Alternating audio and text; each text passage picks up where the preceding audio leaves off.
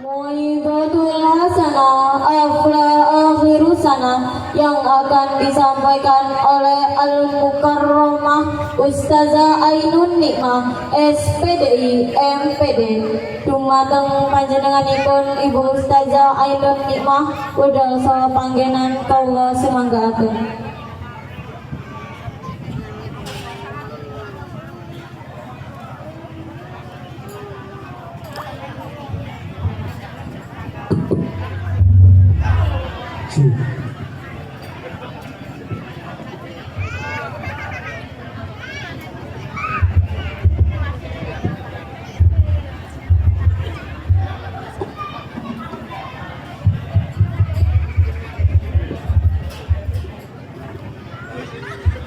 Assalamualaikum warahmatullahi wabarakatuh.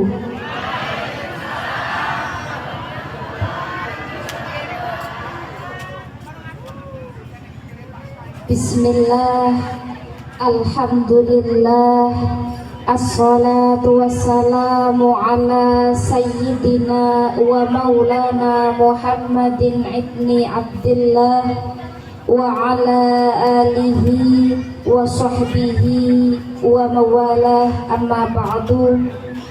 Qala Allah ta'ala fil Qur'anil Karimil Azim, a'udzu billahi minasy syaithanir rajim. Bismillahirrahmanirrahim. Ya ayyuhalladzina amanu taqullaha wal tanzur nafsum ma qaddamat lighad wattaqullaha innallaha khabirum bima ta'malun. Al-ayah. Wa qala Rasulullah sallallahu alaihi wasallam, i'mal lidunyaka ka'annaka ta'isu abadan wa'amal li akhiratika ka'annaka tamutu ghadan. Sadaqallahul azim wa sadaqa rasuluhul karim wa nahnu ala dzalika minasyahidin.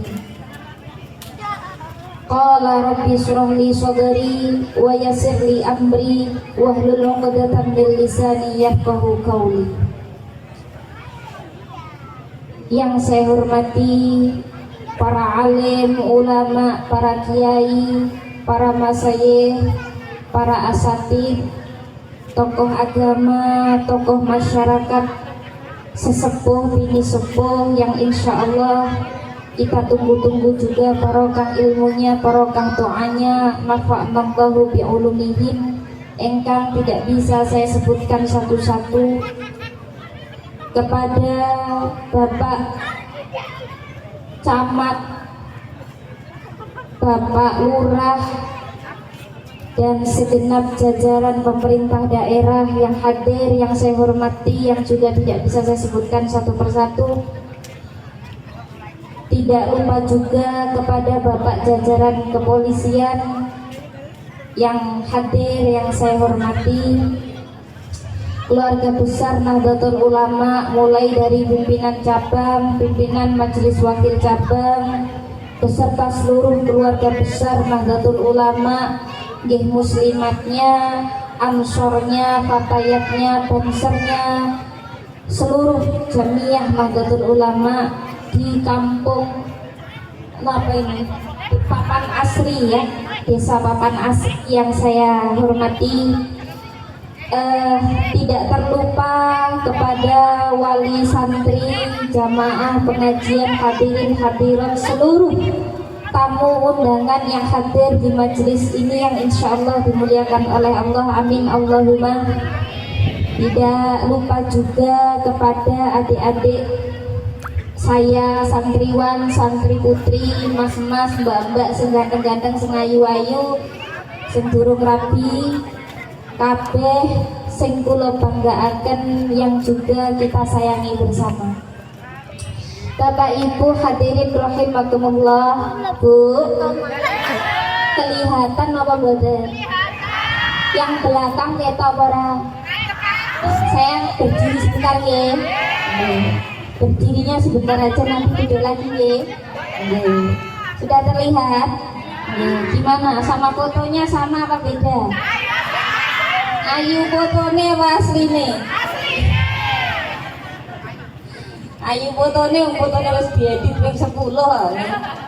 Bapak Ibu, alhamdulillah, puji syukur kehadirat Allah Subhanahu wa taala yang mana kita semua masih diberikan nikmat sehat, nikmat sempet, yo sehat, yo sempet, sehingga kita bisa bersama-sama berkumpul di majelis yang mulia ini. Kenapa dikatakan majelis mulia? Sebab dawuhnya Kanjeng Nabi, tidak ada dalam satu perkumpulan itu dimuliakan oleh Allah kecuali di dalam perkumpulan itu disebutkan asma Allah, disebutkan ilmu Allah. Maka insya Allah pengajian ini adalah orang-orang yang berkumpul, yang di dalam perkumpulan ini disebutkan asma Allah, disebutkan ilmu Allah. Maka majelis ini Pak insya Allah adalah majelis yang mulia. Amin Allahumma amin. Bapak Ibu, maka patut kita bersyukur sebab tidak semua orang oleh Allah digerakkan hatinya, diberikan kemauan untuk hadir di majelis ini. Ini kalau dilihat pengajiannya sak desa, kudune desa papan asri. Ini saya tak tanya dulu nih, Pak Kepala Desa, apa masyarakat yang jenengan sak papan asli ki sak meniki? Ini wis sak papan asli semua? Belum. Setengahnya nggak ada. Seperapate. Jadi ternyata yang hadir di sini adalah orang-orang yang oleh Allah dipilih. Maka jenengan adalah orang-orang terpilih. Alhamdulillah. La haula wala quwwata illa billah. Sesungguhnya tidak memiliki daya, tidak memiliki upaya kalau itu bukan atas kehendak Allah. Bu. Kalau kita cuman modal logikanya nih Bapak Ibu, logikanya orang yang berangkat itu biasanya orang yang niat, ya apa tidak? Tapi fakta dan kenyataannya tidak semua orang sing niat kuwi mangkat, ora kabeh sing mangkat kuwi niat. Duh, percaya apa enggak jenengan? Kayak gini sebenarnya yang niat pengen banget berangkat itu ya banyak. Jadi wis niat seminggu sebelum hari H itu kalendernya sudah dibunderi.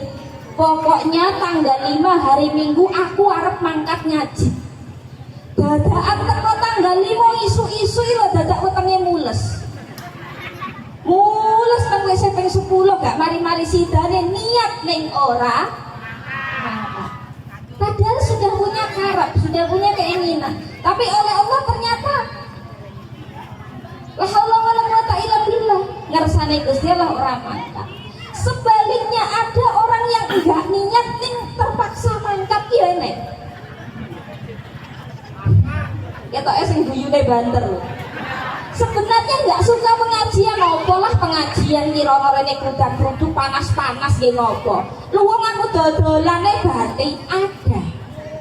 Sebenarnya sudah niat enggak mangkat ya enggak pengen. Lah dadak isu-isu ki diampiri tanggane. Ada, Bu. Sudah nggak niat berangkat pagi-pagi le tanggane dadak. Yuk. Apa? Ayo yuk pengajian. Mangkat ora patek pengen nggak mangkat nggak pena. Apa meneh modele wong kene anggere ora ketok dirasani. Nggih napa nggih? Akhirnya walaupun nggak niat tetap mangkat. Lah itu logika manusia seberapa pun canggihnya bisa dibolak-balik oleh Allah. Bu, kalau kita pakai logika, harusnya orang yang paling sehat di dunia ini siapa? Dokter. Karena pekerjaan dokter adalah menyembuhkan orang sakit. Nyatane dokter sing mati mergo stroke ya akeh. Bahkan ketika puncak COVID kemarin yang COVID yang Delta itu tenaga kesehatan terbanyak yang meninggal. Ratusan dokter meninggal, ratusan tenaga kesehatan meninggal. logikane dokter barang yang loro untu nggih napa nggih malah nek nane ada dokter PHT dadakan budek barang logika manusia. Kalau ngomong logika manusia, harusnya rumah yang paling aman di dunia ini rumahnya siapa? Rumahnya Pak Polisi. Karena tugas polisi adalah mengamankan. Tapi nyatanya ada polisi ditembak polisi di rumahnya polisi. Sombong. Itu kalau logika manusia.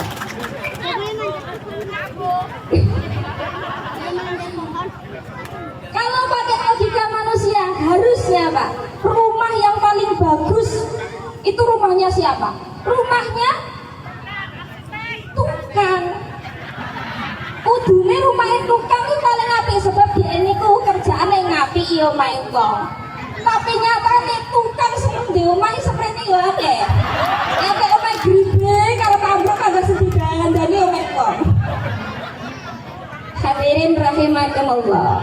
Nah, kalau kita mengandalkan logika manusia, semua terpatahkan karena tidak ada daya dan upaya kecuali atas kehendak Allah. Kita diberi sehat, diberi sempat, semua juga atas kehendak Allah. Dan nikmat yang sudah Allah beri ini monggo disyukuri. Caranya bersyukur bagaimana? Dawuhnya Imam Al-Ghazali, sebaik-baik cara bersyukur adalah dirungokne para. Sebaik-baik cara bersyukur adalah menggunakan apa yang sudah diberi oleh Allah untuk beribadah kepada Allah. Diberi nikmat sehat, sehatnya untuk ibadah. Diberi nikmat sugi yang ibadah. Diberi nikmat umurnya dipakai ibadah. Diberi nikmat jabatan, pangkat, jabatannya digunakan untuk. Kalau semua nikmat yang diberi Allah kita kembalikan kepada Allah dalam bentuk ibadah, maka apa kata Allah? La in syakartum la azidannakum. Kalau kamu syukur dan syukur itu kau kembalikan dalam bentuk ibadah, dalam bentuk syukur, maka akan senantiasa ditambah dan ditambah. Alhamdulillah Bapak Ibu, maka nikmat sehat ini ayo disyukuri, sebab nikmat sehat terutama pasca Covid kita masih diberikan kesempatan umur panjang. Kalau saya melihat Pak, Covid itu adalah cara Allah untuk mengurangi sebagian penduduk bumi. Ya, arep digawe kiamat, wong urung waktune kiamat. Oleh Allah diciptakan satu virus yang cukup gak ketok moto, tapi luar biasa membunuh. Berapa juta jiwa mati di dunia ini karena perkara barang sing cilik gak ketok moto. Bahkan kalau kata ilmuwan Pak, Covid itu ukurannya 50.000 lebih kecil dari embrio kita. Jenengan pasti ganti embrio yang jero weteng ibuke itu 50.000 lebih kecil. Tapi nyatanya virus yang ukurannya 50.000 lebih kecil dari manusia ini begitu ditakuti oleh manusia. Begitu muncul wabah wong ndelik padahal barangnya ra ketok. Nggih napa nggih? Bu, sehat itu nikmat apa mbak? Nikmat apa mboten? Nikmat. Orang itu kalau sehat Pak, apapun yang dilakukan akan nikmat. Bekerja nikmat wong awake sehat, ibadah khusyuk karena badannya sehat. Bu, sate itu enak nggak ada? Rendang itu enak nggak ada? Alek loro untu. Nek awake sehat itu walaupun makan sama sambal goreng, sama nasi, sama kerupuk sak wakul entek. Kalau badannya sehat. Tapi ketika diuji sakit, Masya Allah orang sakit itu bekerja tidak enak, ibadah juga jadi tidak khusyuk. Maka jenengan kalau suruh milih mana Bu? Hidup suka sugih kaya raya sembarang barang duwe tapi loro-loron atau melarat ritek ning sehat? Hah? Nek kula ya pilih sugih terus sehat. Lanjut. Kaya itu tidak akan terasa nikmat. Saya itu punya tetangga, rumahnya itu gedong tingkat telu tapi wongnya kena stroke. Percuma ya gak tau munggah barang. Kaya raya, mobilnya Pajero, Fortuner, dadaan kena stroke ya ra iso numpai. Tuh, walaupun sederhana tapi kalau badan sehat itu nih nikmat. Ada orang itu umur 95 tahun sakit, diobati rono rene karo anake, dibawa ke Petro, dibawa ke Abdul Muluk, dibawa ke Jakarta, dibawa ke Singapura, anak cucunya kumpul semua bawa ke rumah sakit, kabeh melok ngobati. Kula ya mikir lah ya umur 95 loro kok dadak diobati. Upama mari terus nggih ngopo umur 95. Ya karena sehat itu harganya mahal. Alhamdulillah nikmat sehat ini kita syukuri, mumpung sehat ayo sregep ibadah. Hadirin wal hadirat rahimakumullah. Sebelumnya mungkin sebagian Bapak Ibu bertanya-tanya, lah iya katanya mubalighonya dari Jakarta kok jebule Jawa kata yo medhok pisan. Iki Jakarta nanti sing Jawane medhok kan ngaten nggih. Oh kenalan riyen, tak kenal maka tak sayang maka tak ngundang. Nama saya Ainun Nikmah, sudah benar. Wah gelarnya kok dewomen ya, atau izin kan? Saya kuliah dulu S1 di Lampung, kemudian S2 saya menyelesaikan di Universitas Islam Negeri Syarif Hidayatullah Jakarta. Selanjutnya saya memang sementara saya masih ada tanggung jawab dan pekerjaan di Jakarta, tapi aslinya saya ini rumahnya Metro. Lo niki tasih ponaane Bapak Solekan. Jadi saya kalau panggil beliau itu Le gitu. Disebut dari Jakarta ini kira-kira panitia ini iso ngreko-ngreko kira-kira lek teko Jakarta iki piro kan ngoten nggih.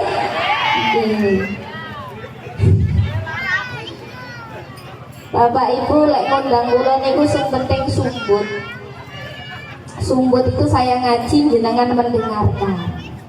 Untuk masalah amplop ya, wong saya itu kalau ngaji terus dikai amplop kita tekan lemah ya amplopnya tak buang. Hadirin wal hadirat rahimakumullah. Alhamdulillah ini pengajiannya ngiras-ngirus akhirus sanah TPQ. Ini TPQ-nya namanya apa Mas? Al-Ihsan. Alhamdulillah Bapak Ibu, tadi kita sudah saksikan adik-adik kita, anak-anak kita sudah menampilkan apa yang selama ini mereka dapatkan di TPQ atau Madrasah Quran. Bapak Ibu, saya ucapkan selamat kepada Bapak Ibu yang anaknya sudah dititipkan, dipasrahkan kepada ustadz-ustadzah di sini. Alhamdulillah saya ucapkan selamat. Kenapa? Karena jenengan sudah punya investasi akhirat. Ibarat pengusaha, jenengan itu sudah punya saham akhirat. Sebab anak yang soleh itu oleh Kanjeng Nabi disebut sebagai sahamnya akhirat. Kapan Kanjeng Nabi ngendika seperti itu? Dalam satu hadis Kanjeng Nabi tahu, idza mata ibnu adam in qata'a amaluhu illa fi salasin. Nanti ketika anak Adam mati, anak Adam itu nggih kita ini, kula panjenengan ini disebut dengan anak Adam. Nanti ketika anak Adam mati, in qata'a amaluhu, semua amalnya terputus selesai. amal salate rampung, amal posone rampung, amal ke masjid rampung, amal nang pengajian rampung, semua terputus wong wis matek. Nggih napa nggih? Wong matek terus saged salat napa mboten? Wong matek terus saged poso napa mboten? Info ta amaluhu katakan Nabi, semua terputus illa tapi ada amal sing senajan wong wis matek amale niku panggah melaku. Illa bi salatin, apa itu? Yang pertama shadaqatin jariyah. Sedekah. Apa itu sedekah jariyah? Sedekah jariyah adalah sedekah yang memiliki nilai kemanfaatan dan kemaslahatan, itu namanya sedekah jariyah. Bu, jenengan nyayur dadaan sayurane niku luweh dilalah tanggamu niku sekesuk urung masak wong pancen remek apa-apa sing dimasak. Dilalah jenengan niku lho kok dadak ngeteri mangkok karo segone pisan. Lantaran mangkok kali sego sing jenengan teri niku wau tanggamu akhire iso maem, duwe kekuatan, iso salat, iso nyambut gawe. Maka itu akan menjadi amal jariyah yang terus mengalir. Jenengan nyumbang masjid, uangnya oleh masjid digunakan untuk kemakmuran masjid, mengalir. Jadi amal jariyah itu walaupun nanti kita sudah mati, dia akan mengalir terus pahalanya, banjiri kuburannya kula panjenengan. Amin Allahumma amin. Yang selanjutnya yang kedua apa? Al ilmu yuntafa'u bi, ilmu yang manfaat. Apa itu ilmu yang manfaat? Ilmu yang manfaat itu ilmu sing diulang nih. Makanya guru-guru, ustadz-ustadzah jangan berkecil hati kalau jenengan secara status sosial mungkin sering dianggap sebelah mata. Gaji yora sepiro, ning ganjaranmu mulang bocah, ganjaranmu mulang agama, itu nanti akan menjadi amal yang terus mengalir karena akan menjadi kebaikan bagi anak-anak. Ada satu anak diulang ngaji menjadi bekalnya seumur hidup dan terus menerus mengalir, maka ini akan menjadi amal yang mengalir ke alam kubur. Dua. Yang ketiga, yang pertama, yang ketiga boleh jadi tidak semua orang mampu. Yang pertama, yang kedua boleh jadi tidak semua orang mampu. Tapi yang ketiga, fa insyaallah sinten niku waladun sholihun yad'ulah, anak soleh yang mendoakan orang tua. Ingat di sini matan hadisnya waladun sholihun. Syaratnya adalah anaknya harus soleh. Karena tidak semua anak yang bisa mendoakan orang tua itu soleh, tapi nek anak soleh mesti bisa ndongakne wong tua. Bapak ibu kula niku nggak ada tonggo, anaknya gak tahu diulang agama, dadaan mati, bareng ditinggal mati anaknya niku wis tambah belangkrah ra karu-karuan, wis pegawaiane dina-dina nggih mendem, mabuk, madon, minum, maling, polimo lah. Kemudian ada satu hari anak ini mabuk bapak. Begitu di puncaknya dia mabuk, dia itu tiba-tiba ingat ibunya. Wong mabuk ini kan rena-rena nggih, rena-rena kelakuannya. Dia itu begitu mabuk, di puncaknya mabuk malah dia kelingan ibunya sing mati itu tadi. Begitu ingat ibunya, dia kangen ibunya, dia datangi. Yang tadinya bertahun-tahun tidak pernah dia ziarahi makam ibunya, tiba-tiba di puncak dia mabuk, dia rindu ibunya, dia datang ke kuburan cari makam ibunya. Begitu sudah ketemu dia duduk longak bingung. Wong jenenge karo rada keliar-keliar mabuk. Mak, ngoten iki. Jeneng mabuk kan ngoten nggih. Aku kangen. Biasane iki nek wong niliki kuburan ngene iki ngaji ya mak ya, tapi aku kira iso ngaji. Nganu ya mak ya, tak setene YouTube ae ya mak ya. Nah, karena nggak bisa ngaji, akhirnya nyetel YouTube. Nyetel YouTube ya bingung. Biasanya wong iki lek main kubur sing diwaca apa, akhirnya dia nyetel YouTube niku 30 juz ya. 30 juz di streaming YouTube. uwe lo terus jenenge bocah pendem dilalah keturun ngantek isu ngantek isu keturun barang isu keturun itu terus tonggone niku lewat bingung loh dibuka lah kok turun ning kene aku kangen mamaku dadi aku mambengi rene lho iki duduk makane mbokmu iki makane mbokmu sing blarono Bu, dia mendoakan ibunya, rindu ibunya, neng bukan anak soleh, akhirnya tidak bisa memberikan apa-apa. Hadirin wal hadirat rahimakumullah. Ini penting saya sampaikan bahwa orang tua harus punya kesadaran kalau anak itu adalah amanahnya Gusti Allah. Di dalam satu hadis Kanjeng Nabi dawuh hakul walad alal waladihi salasa. Ada 3 hak yang wajib dipenuhi orang tua terhadap anak. Wajib. Jadi anak itu berhak atas 3 hal dari orang tuanya yang itu harus dipenuhi. Kalau sampai tidak dipenuhi, nanti di yaumil akhir, di akhirat anak ini berhak menuntut di hadapan pengadilan Allah. Ya Allah, dulu 3 hak ini tidak dipenuhi oleh orang tua saya, maka saya menuntut. Niku sakit. Nanti di pengadilan wonten ing ngarsane Gusti Allah. Apa itu? Yang pertama, ayyuhsina ismahu. Anak berhak mendapat nama yang baik dari orang tua. Jadi pertama seorang anak yang harus dipenuhi oleh orang tua niku napa, Bu? Memberi nama yang baik. Makanya ketika anak itu lahir, orang tua wajib ayyuhsina ismahu, memberi nama yang baik. Memberi nama yang baik itu yang bagaimana? Nama yang baik itu tidak harus bahasa Arab. Kalau mau bahasa Arab nggih api, neng tidak harus bahasa Arab. Bahasa apa saja boleh. Yang penting nama yang baik itu harus mengandung 2 unsur. Yang pertama adalah mengandung kebaikan. Jadi nama itu kalau diterjemahkan maknanya baik.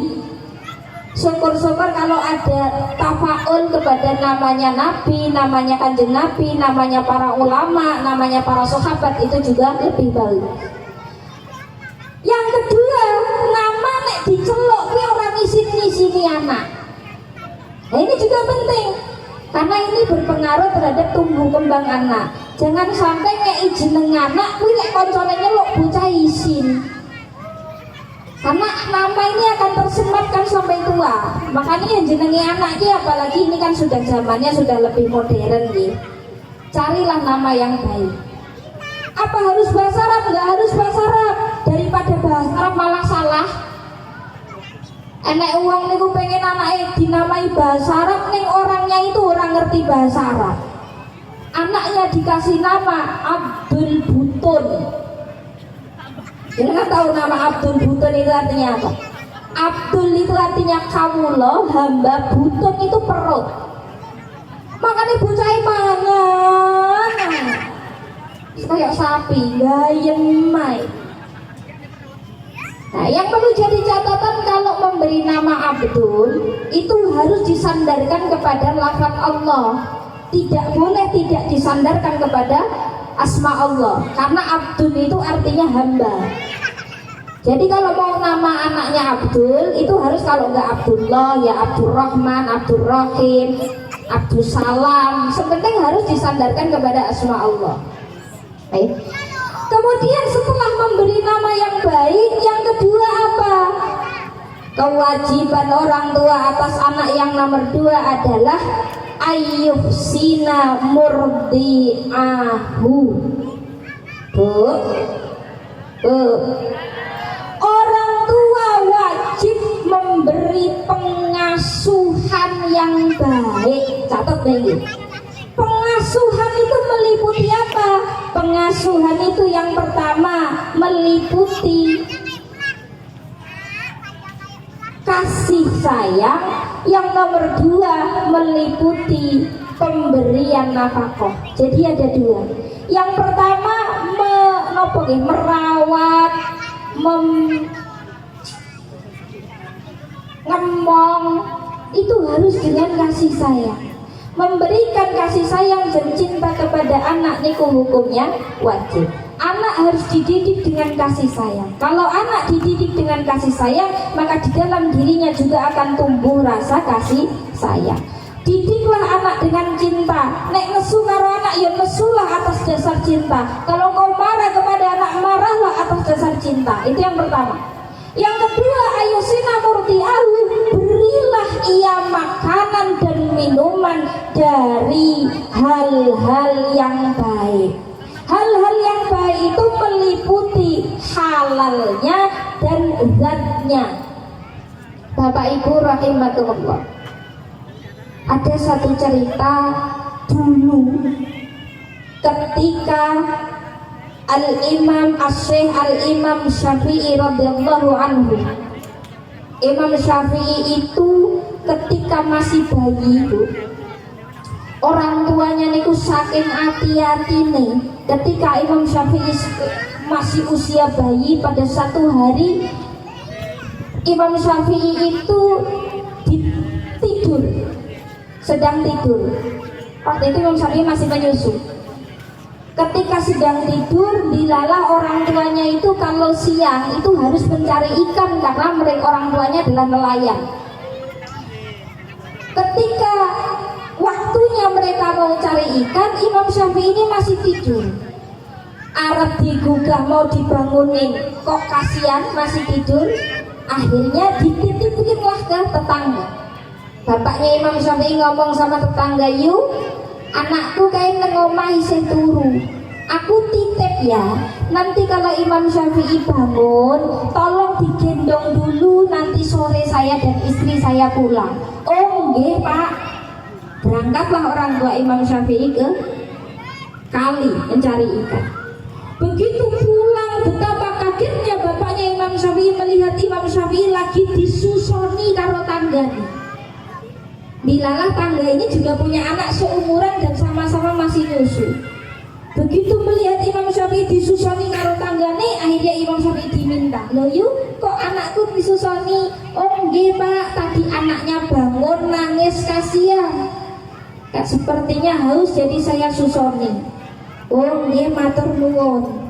Imam Syafi'i dibawa masuk ke rumah. Sampai dalam rumah, jarinya bapaknya Imam Syafi'i dimasukkan ke dalam mulutnya Imam Syafi'i, dilokok sampai Imam Syafi'i memuntahkan seluruh isi perut. Begitu lihat itu ibu bingung, "Loh Pak, anak apa nih?" Lalu sang bapak ngomong, "Wis nak diem. Aku ki ngerti wong iki penggaweane kaya ngopo. Wong iki penggaweane kaya ngopo, panganane opo ora patek halal aku ngerti. Lah kok nyusoni Syafi'i, kalau sampai air susu dari makanan yang tidak halal ini masuk ke perut anakku, harus jadi apa anakku?" Saking hati-hatinya orang tua Imam Syafi'i mendidik, bukan hanya mendidik agamanya, mendidik akhlaknya, tapi fisiknya juga dijaga. Jangan sampai anak ini makan barang yang tidak halal, jangan sampai ada barang yang tidak halal, tidak berkah masuk ke dalam perut dan badan anak. Bu, ini penting Bapak Ibu. Kenapa? Karena ada banyak sekali orang sing anak ini wis dipondokne, ditaruh di madrasah, dicarikan guru, tapi panggah nakal ndablek bejajuk. Ternyata begitu diurut penggaweane wong tuane sing ora patek halal. Nafkah yang tidak patek halal ini masuk ke perut anak-anaknya, akhirnya membuat kenapa ilmu agama sulit masuk, karena di dalam tubuh anak ada hal-hal yang kurang berkah. Mula Bapak Ibu, nek panjenengan pengen gadai putra putri soleh, yang pertama harus dididik adalah diri sendiri, orang tuanya. Itu yang nomor 2. Yang nomor 3, kalau anak sudah diberi nama-nama yang baik, diberi pengasuhan yang baik. Yang ketiga, Bu, jenengan pengen bareng gak ada anak soleh? pengen apa mboten gak ada anak soleh? Pengen. Maka yang ketiga kuncinya adalah ayyuhsina adabahu. Anak berhak untuk dididik agama, dididik adab, dididik akhlak oleh kedua orang tuanya. Jadi orang tua itu wajib memberikan pendidikan anak. Pertinyi ini Bu, jenengan lek kon mulang anak sedina metetet waktunya ada atau tidak? Boten dong, kula niku wis repot ngurusi dagangan, ngurusi sawah, ngurusi tanduran kok dadakan kok mulang ngaji anak gak ono wektune. Rata-rata ngaten nggih. Apalagi yang pedagang, yang tani wis gak ono wektune. Kadang ono wektune ilmune sing gak ono. Bapak era godang ngaji, mama era godang ngaji kok kon mulang ngaji. Enten apa badan? Lah kalau seperti ini bagaimana? Padahal mulang agama itu kewajibannya orang tua. Tapi kalau orang tua tidak punya kesanggupan karena kondisi, karena keadaan, maka, jadi kita dicatat ya Bu ya, maka orang tua wajib menyediakan fasilitas pendidikan agama bagi anak. Napa niku? Hantarkan anak ke TPQ, hantarkan anak ke pondok pesantren, carikan ustadz, carikan kiai, beri fasilitas. Kalau niki sanggup napa mboten? Harus sanggup. Kenapa? Karena anak niku amanat dunia, anak niku amanat akhirat. Kalau di dunia kita berhasil mendidik anak, dunia kita bangga karena anak, akhirat kita mulia karena anak. Kenapa akhirat mulia karena anak? Sebab barokah duwe anak soleh, kula panjenengan bakal dimulyakake mangke wonten ing akhirat. Amin Allahumma. Ini ada tembang tapi tembangnya bahasa Jawa. Yang bukan orang Jawa nanti coba saya terjemahkan. Tembangnya ngene.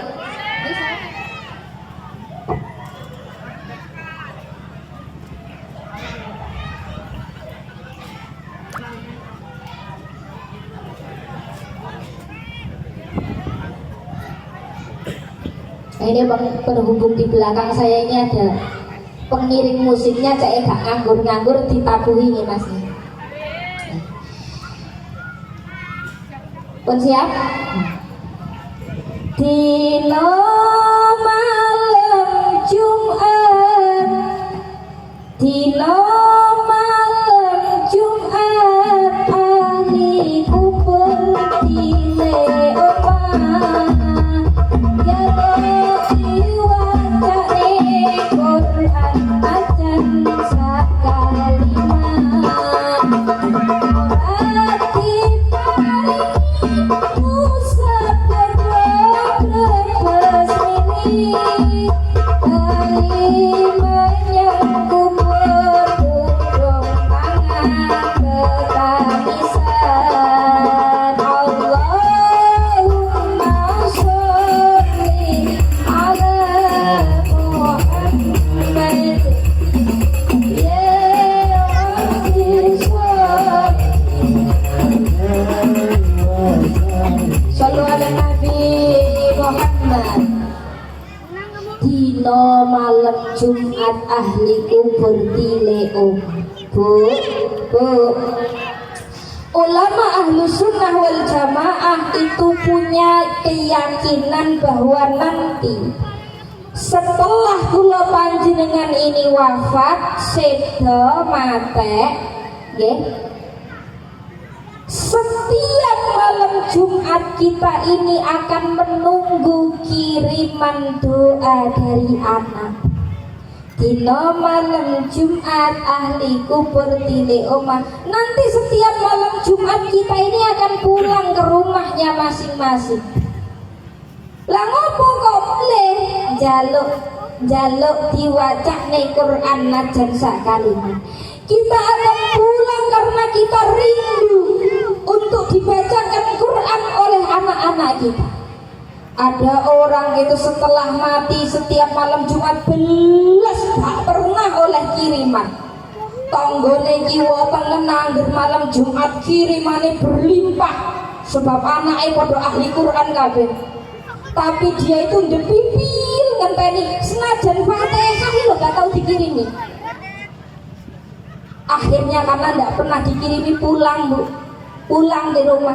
Jane anakku ki nang omah ngopo ya kok aku ki gak tahu dikirimi. Ono sampai rumah anaknya gak di rumah. Loh, anakku kemana ya kok gak ono nang omah? Oh paling di masjid. Ono ke masjid.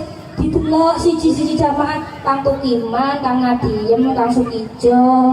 Anakku nang endi ya?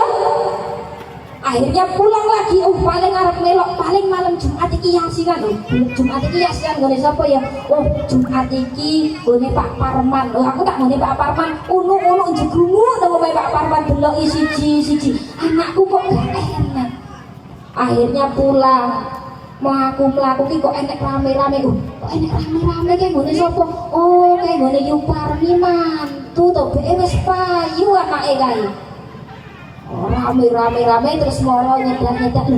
Wis sapa bocah kok ndelosor nang paretan. Masya Allah anakku ora diparingi ngusap brebes milih bali menyang kubur kudung tangan tetangisan dengan mulai terkubur kalian nangis. Gusti apa anakku lah Gusti kula mbok jenengan paringi urip malih saya ini diberi hidup lagi ya Allah larang ngopo anak saya ngopo anakku tak tinggal mati orang macane Quran malah mendem ngene Yuparni ya Allah. Bu sedih banget. Makanya kalau tadi Pak Lurah bilang kalau anaknya yang sudah agak besar mungkin sudah nggak mau ngaji. Bu, ngaji itu kewajibannya minal mahdi ilal lahdi. Nek anaknya kita wis rada gede kok urung ngaji aja isin. Bukan berarti terlambat, tidak ada kata terlambat. Anakku mbiyen pas cilik gak tak ngajekne, saiki takon ngaji kok wis bujang gede brengosen. Mboten napa-napa. Nek bocah isin campur cah cilik-cilik celok gurune kono ngomong. Bu, niki anaknya sudah ngaji semua nih. Alhamdulillah. Untuk anak-anaknya yang sudah ngaji saya ucapkan selamat. Dulu Imam Syafi'i itu pernah punya murid dableke amit-amit 1 tahun setengah niku belajar Al-Fatihah ora rampung-rampung 1 tahun setengah. Begitu sudah 1 tahun setengah bendina niku belajar Al-Fatihah. Begitu sudah bisa, sudah hafal, sudah fasih baca Al-Fatihah, lapor wong-wong tuane. Orang tuanya itu begitu tahu anaknya bisa baca Fatihah, bunga luar biasa, saking bahagianya dia menghadiahkan 100 ekor domba untuk Imam Syafi'i sebagai harga dari Al-Fatihah. Kenapa? Karena Al-Fatihah ini menjadi salah satu dari rukunnya sholat. Sholat tanpa Al-Fatihah tidak sah. Sholat di Al-Fatihah ya orang benar ya sholatnya tidak benar. Maka Al-Fatihah ini menjadi model ibadah seumur hidup. Sekali anak bisa Al-Fatihah dilafalkan seumur hidup di dalam sholatnya. Saking senengnya ngate-ngate Imam Syafi'i itu dibelikan 100 ekor domba. Bu, anaknya pun enten sing sampai hafal Quran, khatam Quran pendengi. Gurune tahu mbok kaya iya apa? Hah? Guru sing ngulang anakmu lho, sing anakmu diam lho iki. Diulang Quran, diulang ngaji, diulang salat, jenengan pun nek ate ngeki napa? Hah? Pedho siji? Aja kok Mbak Syahriya itu sebulan 20.000 wis nunggak elek ora dijaluk banget. Saya ngomongnya ya gini ada yang nyinyir. Loh, wong ajar ngaji kok minta duit. Bu, ustazah ngajar anak jenengan kuwi lek dienggo dagang wis sugih. Lek dienggo ladang wis asil. Lek dienggo merantau wis sugih. Dadakan nang kene njeget mulang anak jenengan. Terima sebulan 20.000 jenengan enggak? Insyaallah. Bisa dirubah-rubah barang. Tonggoku ada, tonggoku lho wong ngene ya. Tonggoku niku enten sebulan niku anake ngasih nang TPQ. Sebulan niku sahriyae 7.500. Nggih. Anake nomorna Syahriah meneh. Ketoke nembeh wingi kok wis Syahriah meneh padahal sebulan sekali 7.500. Woi, utek-utek gak ono 500-an. Nih, 8.000 jujur 500 loh ya. Begitu diberi ustadznya, dilala ustadznya itu nggak punya 500-an lah. Ngomong sama ibumu ya, jujurnya kurang enek. Sesuai kepethuk ning pasar pagi. Ustad, aku ibu Eno. Ini kan kurang 500 lah ya, sesuai Syahriah. Dijalo. Tapi ini gak ada semua, ini kata ini kaya kan? Yo kata jenengan itu pengen anake soleh ning tidak ada pengorbanan. Hadirin wal hadirat rahimakumullah. Padahal wajib mengeluarkan biaya untuk mondok anak, ngaji anak hukumnya wajib karena itu hak anak yang harus dipenuhi oleh orang tua. Hadirin wal hadirat rahimakumullah. Carikan guru, carikan lembaga pendidikan. Selanjutnya, anak itu harus dididik dari dua sisi, Bapak Ibu. Yang pertama sisi eksternal, yang kedua sisi internal. Aku ngomong eksternal, internal ngono jenengan ya mudeng. Ora. Eksternal itu tepung dijelatreni, dikai kobis, cambah, wortel digoreng. Nah, panganan mau ngerti. Harus ada faktor dari luar dan harus ada faktor dari dalam. Faktor dari luar apa? Ya pendidikan itu tadi, pendidikan agama. Nah, faktor internalnya apa? Faktor internalnya juga harus didukung dengan yang namanya uswatun hasanah. Apa itu uswatun hasanah? Contoh yang baik bagi anak. Banyak orang tua yang berharap anaknya ahli Quran neng wong tuane babar belas gak tau ndemok Quran. Enten apa badan? Ada yang khawatir kalau anaknya rusak kena pergaulan tapi bapaknya bengi mendem. Banyak yang khawatir anaknya rusak karena pergaulan tapi bapaknya angger bengi.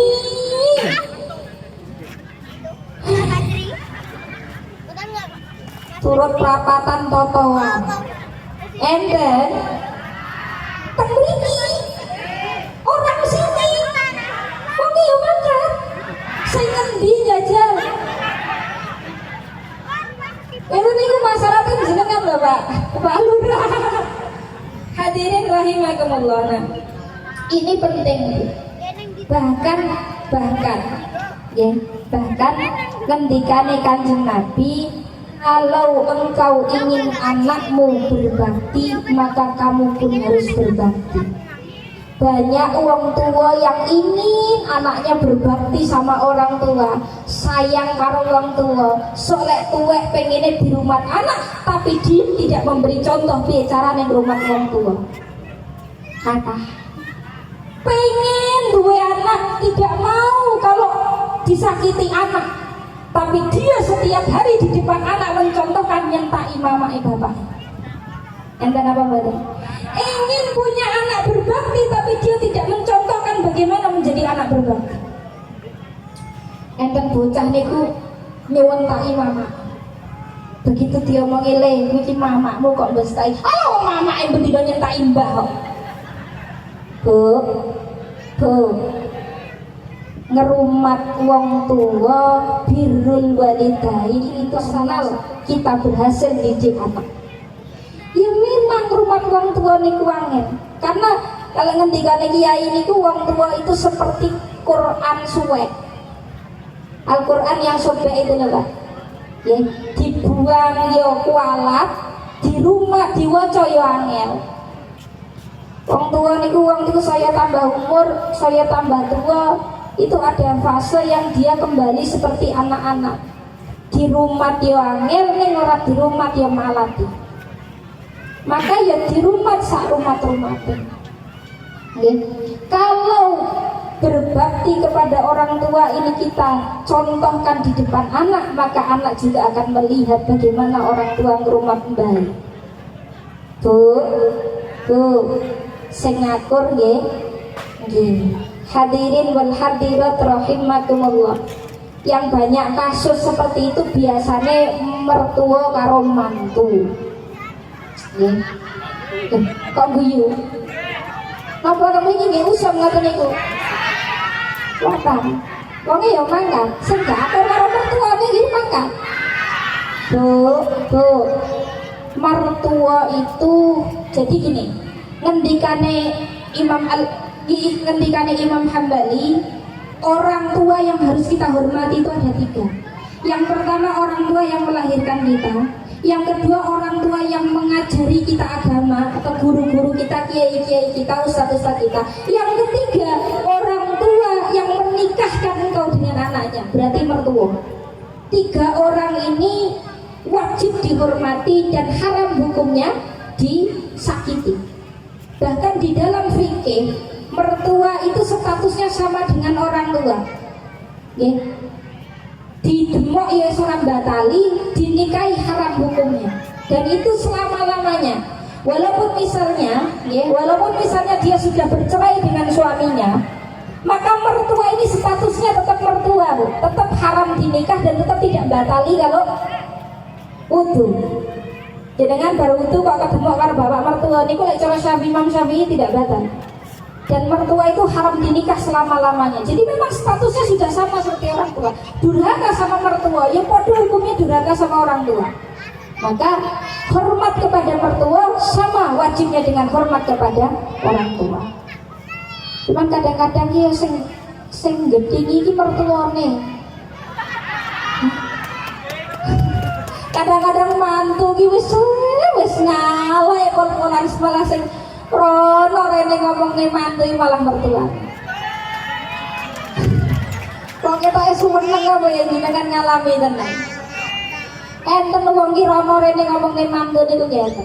Angger petok wong yu piye kabare apik, mantuku piye? Alhamdulillah sehat. Alah yu mantuku masyaallah. Wis tangine awak. Masa era enak. Korah-korah ra bener, aku nyesel tenan, aku ra bicak kuwi. Masya Allah.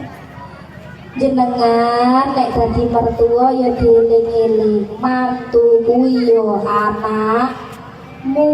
Nek mbok elek-elek nggih sami kalih ngelek-ngelek ah. Hadirin wal hadirat rahimakumullah. Jangan sampai kita menjadi seperti Alqamah. Ada seorang sahabat Bapak Ibu, sahabat Kanjeng Nabi. Sholatnya rajin, ngajinya rajin, dekat sekali dengan Kanjeng Nabi Muhammad SAW. Namanya Alqamah.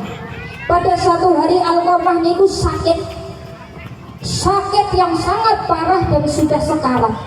Di akhir hayatnya, ketika sekarat, Alqamah ini dituntut oleh sahabat, dituntut mau syahadat ora iso, la ilaha illallah ora iso. Bingung sahabat, ada apa dengan Alqamah?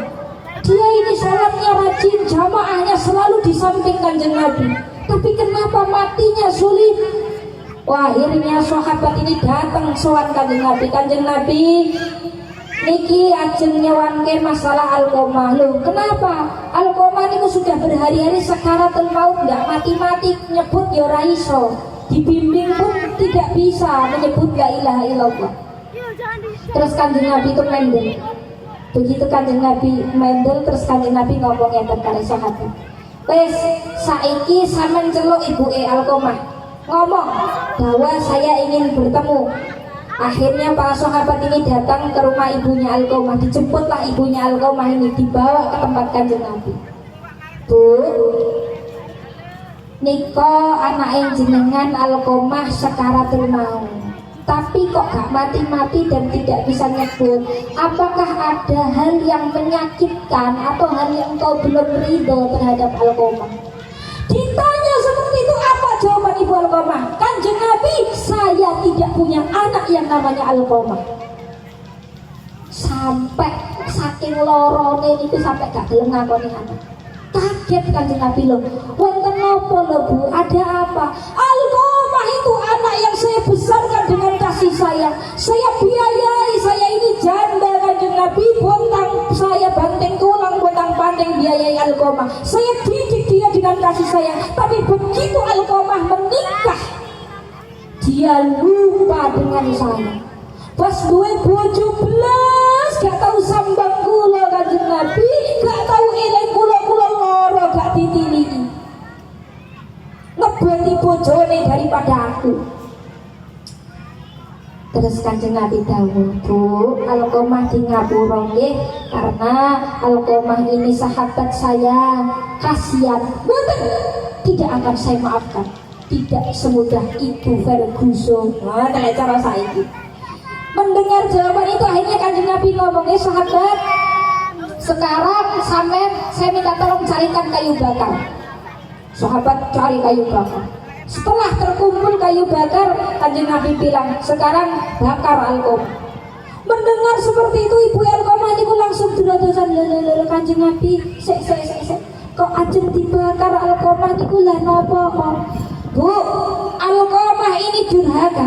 Nanti di akhirat dia akan dibakar di neraka. Maka sebelum dia bakar di neraka, akan saya bakar dulu di dunia. Mendengar seperti itu nangislah ibu Alqamah. Kanjeng Nabi pun Alqamah kula ngapura, sampun kula ngapura ampun dibakar. Setelah dimaafkan oleh ibunya, barulah Alqamah saged menyebut asyhadu alla ilaha illallah wa asyhadu anna Muhammadar Rasulullah. Les Alqamah itu. Jangan sampai terjadi dan jangan sampai ada Alqamah lain setelah Alqamah itu. Jadi mudah-mudahan anak keturunan kita semua dijauhkan dari sifat-sifat seperti Alqamah niki. Amin Allahumma amin. Mas-mase sing urung rapi dieling-eling. Besok kalian jenengan nikah, mertuamu ku ya wong tuamu kudu tetap dadi wong tuamu. Jangan sampai setelah menikah lupa dengan orang tua, lupa dengan mertua. Hadirin wal hadirat rahimakumullah, niku wau babakan mendidik anak penting. Nah, kalau tadi perihal mendidik anak, salajengipun kula badhe nyinggung nyampeaken sekedhik tentang mendidik diri sendiri. Mendidik diri sendiri itu juga penting, karena kadang-kadang kula panjenengan niki nek ora dielingne sok lali wong jenenge menungso. Al insanu mahalul khata wan nis. Ada satu nasihat yang diwariskan oleh sahabat Umar bin Khattab radhiyallahu anhu. Sahabat Umar bin Khattab pernah dawuh ngeten, katamallahu sitatan fi sitatin. Allah menyembunyikan 6 perkara di dalam 6 perkara. Allah merahasiakan 6 perkara di dalam 6 perkara yang apabila itu kita buka dan kita ketahui, maka akan menjadi sangune kula panjenengan selamat dunia selamat akhirat. Amin Allahumma amin. Apa itu? Yang pertama, dawuh Sayyidina Umar bin Khattab, kata marridho fil ibadah, ay kata marridho fit ta'at. Allah menyembunyikan keridhoannya di dalam ketaatan. Allah menyembunyikan keridhoannya di dalam amal ibadah, amal soleh, amal kebaikan. Bapak Ibu, bahwa dalam setiap amal kebaikan yang kita kerjakan itu ada keridhaan Allah, meskipun kita tidak tahu pada amal yang mana Allah ridho terhadap kita. Apakah terhadap amal-amal yang besar ataukah terhadap amal-amal yang kecil, kita tidak tahu. Karena di dunia ini enten amal sing ketoke gede, ketoke wakeh ganjarane, ada juga amal yang kelihatan sepele dan receh. Amal-amal besar itu ya kayak haji, umroh, bangun masjid, bangun musola, itu kan kaya amal gede nggih Bu nggih. Nggih napa nggih? Nembih biayane mawon kata. Tapi selain amal besar, di dunia ini juga ada amal sing ketoke remeh temeh. Mesem karo tanggane. Ila kaya remeh ta yen wong gur mesem. Tapi kita tidak pernah tahu pada amal yang mana dari amal-amal yang kita lakukan itu yang Allah ridho terhadap kita. Maka kata ma'ridho fi ta'ah itu mengajarkan bahwa jangan sekali-kali kita meremehkan amal kecil, mbok menawa di dalam amal kecil itu ada keridhoane Allah. Bu, jenengan yang sudah haji ya wis tahu, umroh, pengajian ya mangkat terus. Tolong nek papasan karo tanggane mesem senyum. Enten apa mboten? Wong wis haji wis umroh ya ora kurang-kurang sedekah, pengajian rajin, tapi nek ketemu tanggane mencep ningoke ora. Enten. Ya tuh wong kene wong metro, ning ketok wis pindah rene. Hadirin rahimakumullah, ada satu cerita Bapak Ibu.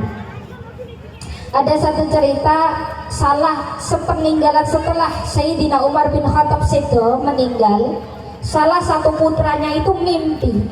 Di dalam mimpi itu dia ketemu dengan ayahnya. Di dalam mimpi itu dia ketemu dengan ayahnya, kemudian anak itu bertanya, "Wahai ayahku, apa yang Allah lakukan terhadap engkau?"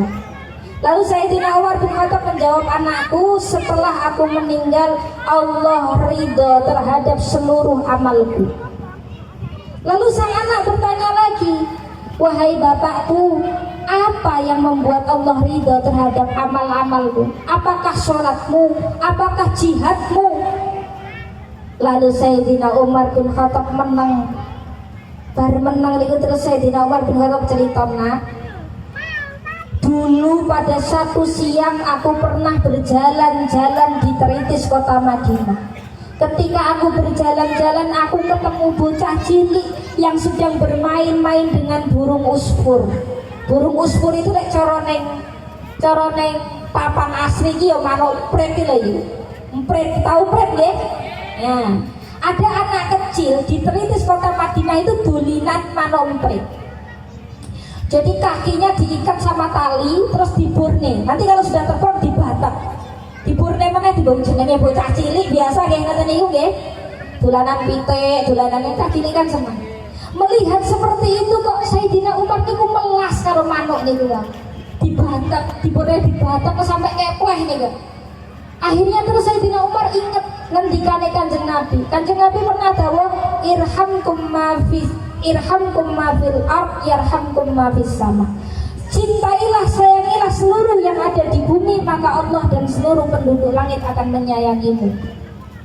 Kemudian cah cilik niku dicedhaki, dirayu, manuk niku dituku.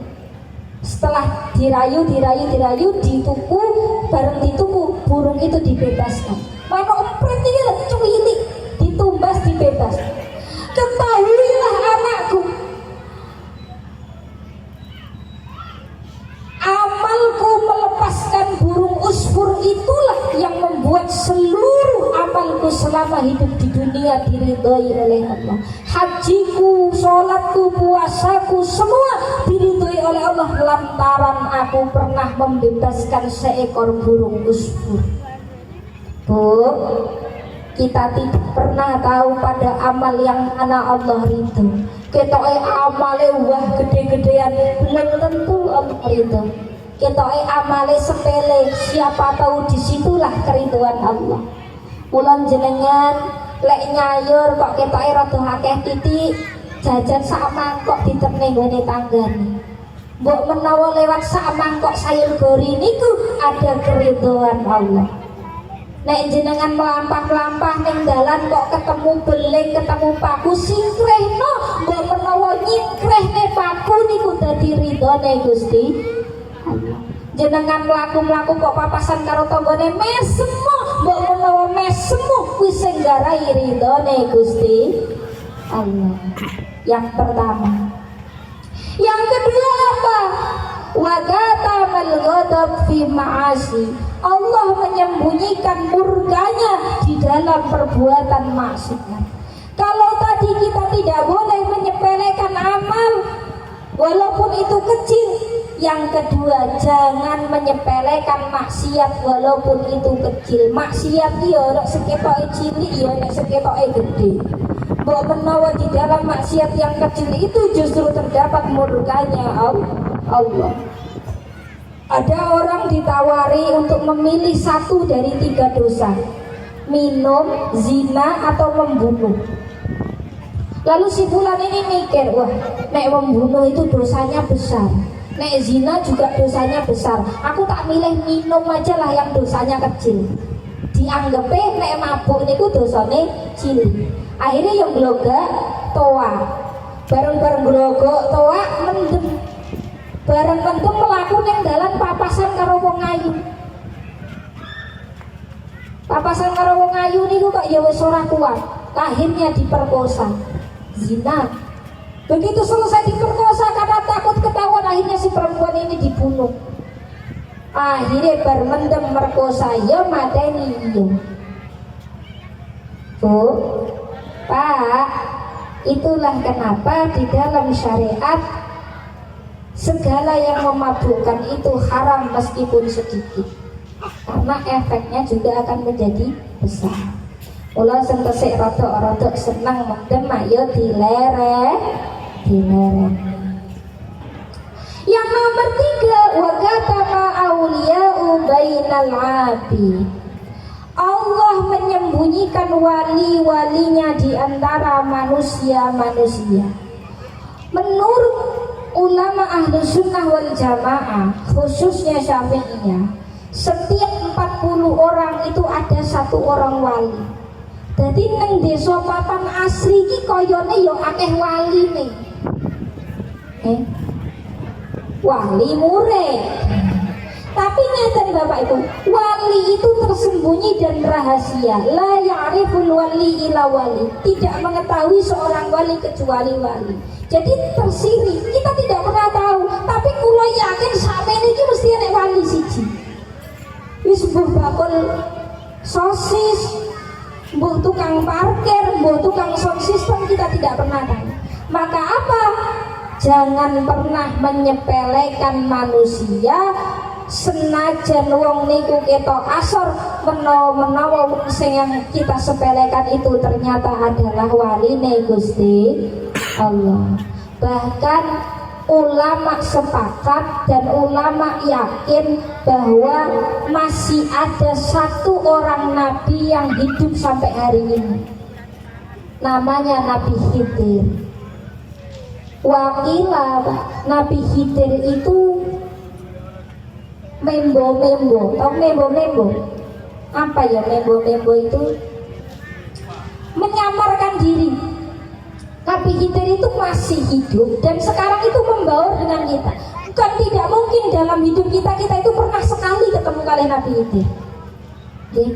Mula jadi sepeleknya, jadi peleknya wong mbok jenengan sing mbok sepelekne niku Nabi Khidir. Tapi Nabi Khidir niku, Pak, ada ciri-cirinya. Kalau ngendikane kiai niku, Nabi Khidir itu jempolnya itu enggak punya tulang, empuk. Makanya mulai saiki jenengan nek salah mengkaruan jajal dipikir jempolnya. Nek ketok empuk, iya jojo Nabi Khidir ngeten. Tapi jenengan tekan omah ya ora usah ngerti jempolnya bojomu yo. Nek bojomu jelas dudu Nabi Khidir. Kok ndak jejal Pak jempolmu, Pak. Hadirin wal hadirat rahimakumullah. Yang nomor 4, wajatamal lailatul qadri fi syahri Ramadan. Allah menyembunyikan malam Lailatul Qadar di dalam bulan Ramadan. Lailatul Qadar itu tersembunyi, rahasia, tidak ada satupun orang yang tahu kapan malam Lailatul Qadar. Kalaupun ulama menyebutkan ciri-cirinya, bukan berarti ulama tahu. Kalau ciri-cirinya banyak tafsirnya. Ada yang mengatakan 10 malam terakhir, ada yang mengatakan di tanggal malam-malam ganjil, dan lain sebagainya. Tapi semua itu hanya sebatas tafsir. Tidak ada satupun yang benar-benar tahu kecuali Allah. Mula apa hikmahnya? Mangke kalau sudah masuk bulan Ramadan, jangan sekali-kali meninggalkan ibadah di malam-malam bulan Ramadan. Mbok menawa pas jenengan tinggal niku malah dadaan malam Lailatul Qadar. Kemudian yang nomor 5, wa katamal maut fil umur. Allah menyembunyikan maut di dalam umur kita. Bu, mati niku mesti, tapi kapan gak ono sing mati. Kullu nafsin dha'iqatul maut. Bu, jenengan bakale mati napa mboten? Mati kapan? Mati itu pasti, tapi kapan tidak ada yang tahu. Fa idza jaa ajaluhum la yastakhiruna sa'ata wa la yastaqdimun. Ketika mati itu datang, tidak bisa dijokne, tidak bisa diundur. Enek wong iki bar-babar jagung niku, Pak. Bar-babar jagung niku leret rokokan. Dadak leren rokokan niku lha kok bablas mati padahal rokoke isih urip. Dadi malaikat niku ngenteni rokok niku mati ya ora kanten. Nek wayahe mati mati. Sing tuwa mati kathah, yang muda mati banyak. Tapi tidak tentu, bisa jadi saya ini kan muda. Umur saya itu 30 tahun, Bu. Saya masih 30 tahun, saya kelahiran tahun 92. Alhamdulillah sudah nikah, sudah punya anak. Ora usah ngincer mantu, aku serapi. Saya punya anak umurnya 2,5 tahun. Saya nikah tahun 2019, 2020 anak saya lahir, sekarang umurnya 2,5 tahun. Alhamdulillah. Tapi nggih termasuk enom lah 30 nggih.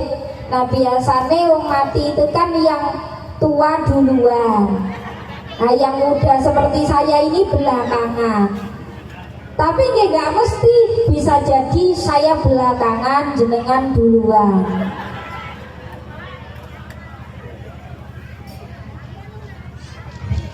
Mbak, Bapak Ibu rahimakumullah, sebelum pengajiannya dilanjut, ini istirahat sebentar karena tadi ada amanat dari panitia. Panitia maringi amanat kalau jamaah ini kebiasaannya kalau pengajian itu enek kotak lewat. Karena kalau sampai pengajian nggak ada kotak lewat, kok jamaahnya nesu-nesu soalnya wis kadung gowo. Terus kadung sangu akeh ditenteni ra enek kotake. Nah, untuk menghindari yang seperti itu, maka panitia memfasilitasi. Ayo sholawatan sebentar sambil panitia dipersiapkan kotak-kotaknya. Ngoten nggih. Betul apa mboten, Bu? Piro? Sallallahu alaihi Nabi Muhammad. Turi pute di tandur dan kebun aku,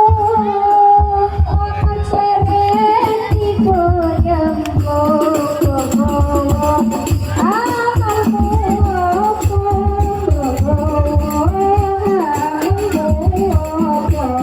turi pute di tandur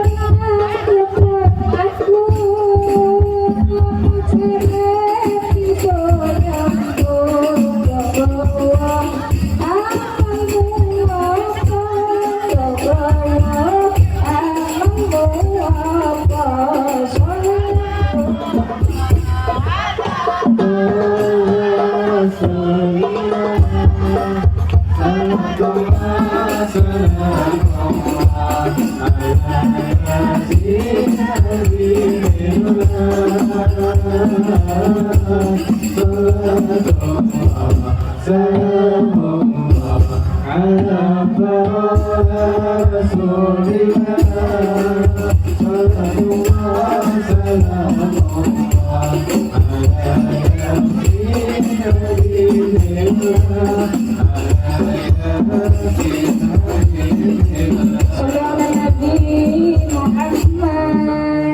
Pengajiannya dilanjut, kotae dilanjut. Aja sampai kelewat ya mbak ya. Sing ketok tak turu digugah. Ada mau ngaji yang berwayah kotak lewat saya turu nih gendeng. Saya ben gak nyemplungi. Digugah mbak, sing ketok tak turu. Sing ketok tak boleh disusul. Ada bu pengajian yang berwayah kotak ngono balik dhisik. Nginceng wis rampung rong kotakane. Hadirin wal hadirat rahimakumullah. Turi putih ditandur neng kebon agung. Turi putih itu apa tahu?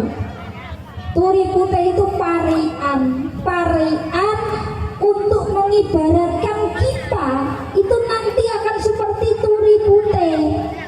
Turi putih itu apa? Tuh itu metu itu artinya keluar. Kori itu artinya pintu. Putih warnanya putih. Nopo bu? Barang putih digotong-gotong dibawa keluar lewat pintu. Apa bu? Mayit. Kita nanti kalau waktunya sampai nek mongso mati pun teko kula panjenengan ini akan dibungkus kain putih. Sik. Ning papan asri iki lek buntel mayat nganggo kain putih apa kain lorek? Oh sama, metro ya putih. Nah, kita akan dibungkus kain putih, dibawa keluar lewat pintu. Mau dibawa kemana? Ditandur neng kebon agung. Kita akan dibawa, ditanam di kebon agung. Mana kebon agung? Kuburan. Ono clerek tiba nyemplung, mbok gawa amalmu apa? Kalau kita sudah nyemplung masuk wonten ning jero kubur, maka satu-satunya teman kita adalah amal. Ibadah kula panjenengan, sedekah, ngajine, hajine, posone, birrul walidain, semua kebaikan yang kita lakukan di dunia itulah yang akan menemani kita di alam kubur. Maka sekarang kula panjenengan nyari samu mati iki ayo diitung. Amal elek kali amal apik niku kathah pundi? Nggih niku mangke sing ngancani teng alam kubur. Bojo ditinggal, bondo ditinggal, jabatan ditinggal, mobil ditinggal, semua perhiasan ditinggal, duit ora laku. Kita hanya membawa seutas kain dengan berserta amal-amal kita. Mula Bapak Ibu, Kanjeng Sunan Kalijogo pernah memberikan wejangan yang judulnya Lir Ilir.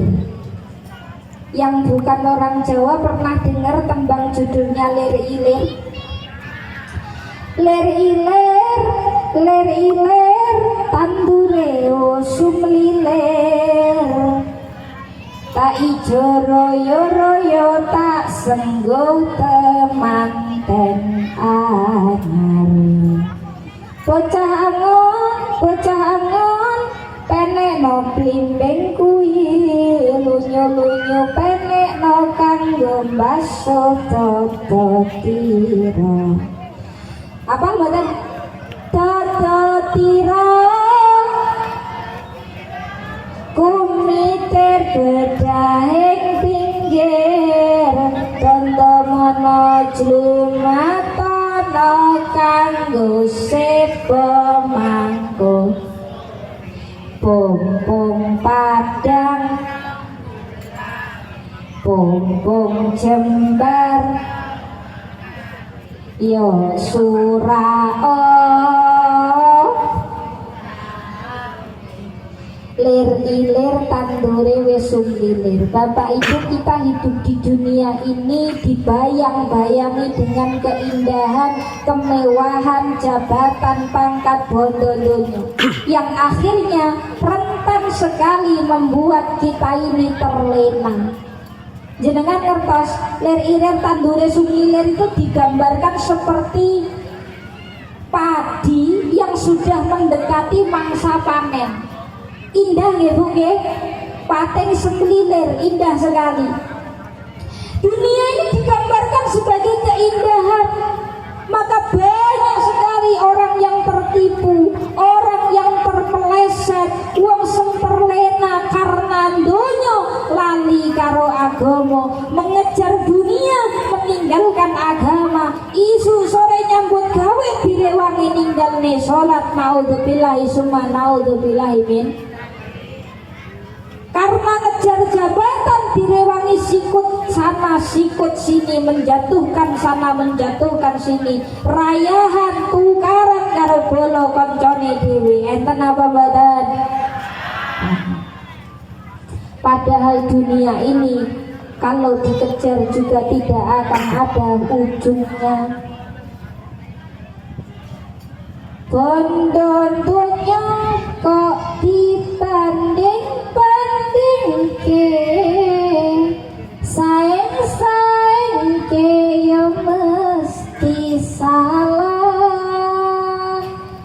Bo ya oh kowe ya ora mampu, mung sakuatmu ngejar donyamu. Ku berharap engkau mengerti, nek bondo donya pratigawa. Bondo donya pratigawa mati, tapi urip nang donya ya butuh bondo. Maka lir ilir tandure wis sumilir, tak senggo temanten anyar. Hidup di dunia ini seperti manten anyar yang penuh dengan keindahan. Manten anyar ki lungguh dik, turu dik, ngadeg dik, nang dapur dik, nang kasur dik, dak wong manten anyar.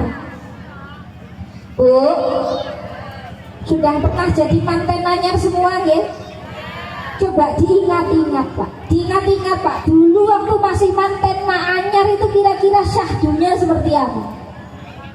Jika ingat orang Allah mbak, wis ra ingat anake wis 5. Orang itu kalau masih pengantin baru, Masya Allah, kalau istrinya kedaduk cagak sedih sengeni cagak, aduh apa lo dek, ini lo mas ketatak cagak, le cagak itu datang kene sesok tak lihe, cagaknya sing dile pak mantenanya.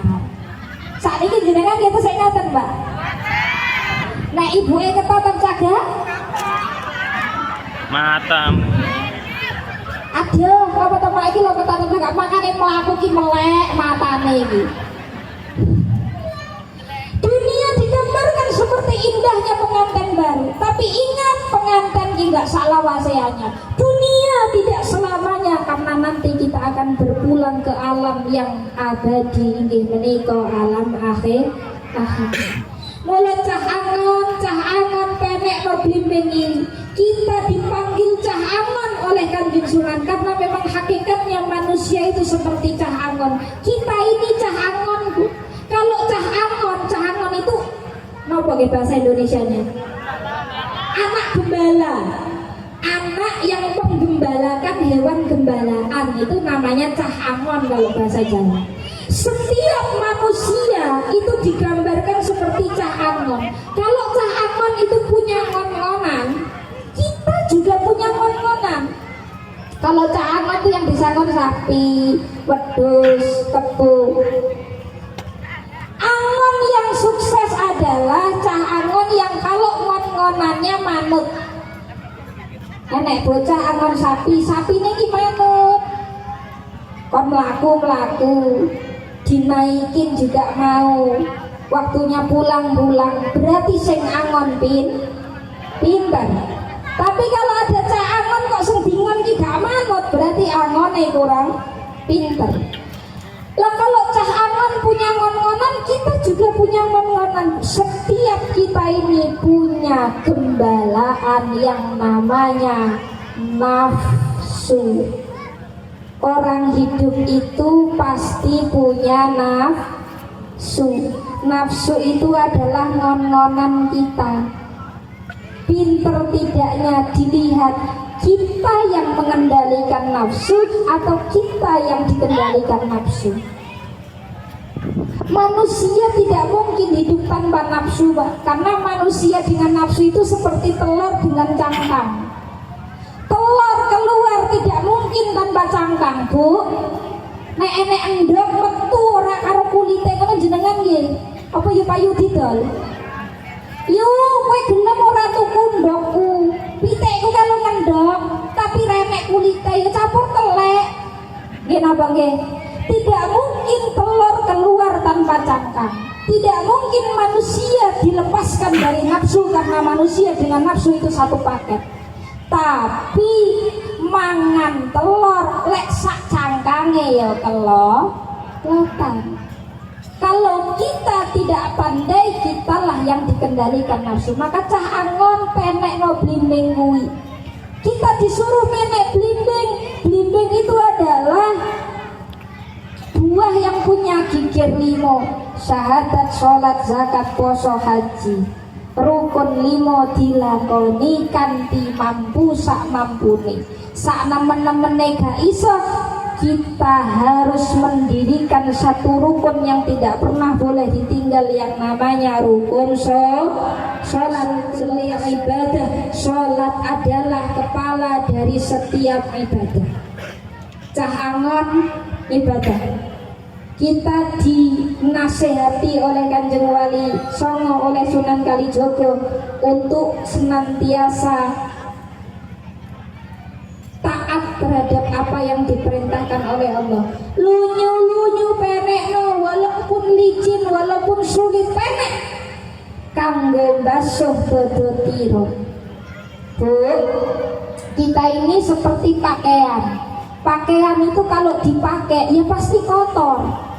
Tidak mungkin pakaian dipakai tidak kotor, itu tidak mungkin, pasti kotor. Senajan cuman kena debu, kena keringat, kena tanah, pasti kotor. Manusia hidup di dunia pasti punya dosa. Al-insanu mahalul khata' wan nisyan. Wong kuwi nek urip janji urip duwe nyawa mesti duwe dosa.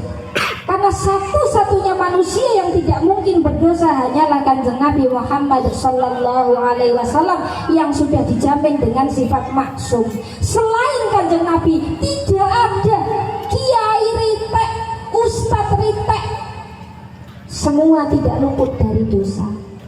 Karena kita tidak luput dari dosa, maka kanggo basuh dodo tiro. Ibadah, amal soleh, amal baik yang kita lakukan itu, Bu, itu mampu menghapus dosa dan kesalahan kita. Makanya Kanjeng Nabi dawuh, ittaqillaha haitsu ma kunta wasbi'is sayyi'atal hasanata tamhuha. Bu, jenengan gadah dosa napa mboten? Punya. Tapi setiap amal baik yang kita lakukan, amal baik itu napa to? Semua hal yang baik. Sholat niku nggih amal soleh, sedekah ya amal soleh, birrul walidain, berbuat baik kepada orang tua, kepada tetangga saudara, niku nggih amal soleh. Setiap kita melakukan satu amal soleh, maka ada satu amal dosa yang tertutup. Makanya kata Kanjeng Nabi, tamhuha, amal baik kita itu menghapus dosa kita di masa lalu. Semakin banyak amal soleh yang kita lakukan, semakin banyak dosa-dosa di masa lalu yang diampuni oleh Allah. Amin Allahumma. Nek dino niki enten 10 amal soleh di masa lalu ada 10 dosa yang dihapus oleh Allah. Begitu seterusnya. Maka kanggo basuh dodo tiro niku maksudnya ngaten, beramallah setiap hari karena amal itu akan menghapus, membasuh bajumu yang kotor itu. Tata tiro kumiter bedah ing pinggir tondo mono jlumato kanggo sebo mangku suri. Yang namanya baju kadang kotor, kadang bedah, kadang kotor, kadang sobek. Maka kalau kotor dicuci, kalau sobek dijahit.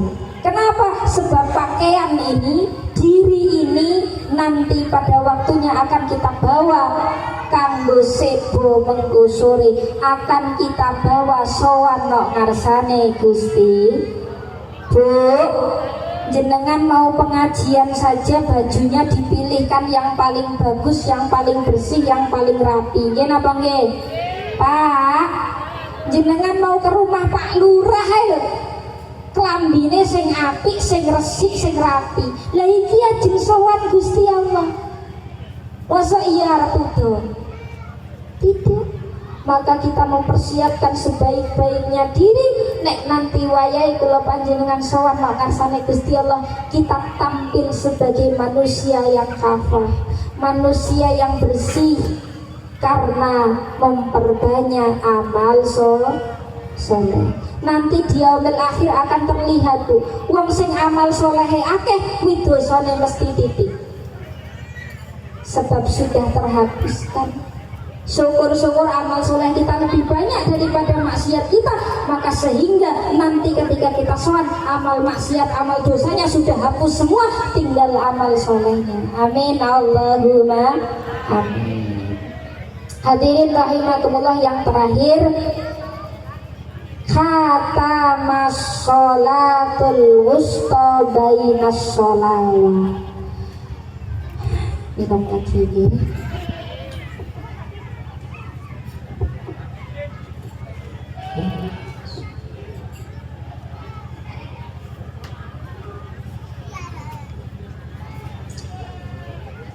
Allah menyembunyikan sholatul wusta.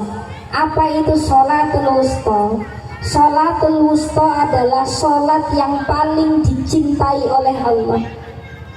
Sholat apa itu Pak? Nggak tahu. Iso uga sholat subuh, iso uga sholat duhur, iso uga sholat asar, iso uga maghrib, iso nggak ada yang tahu.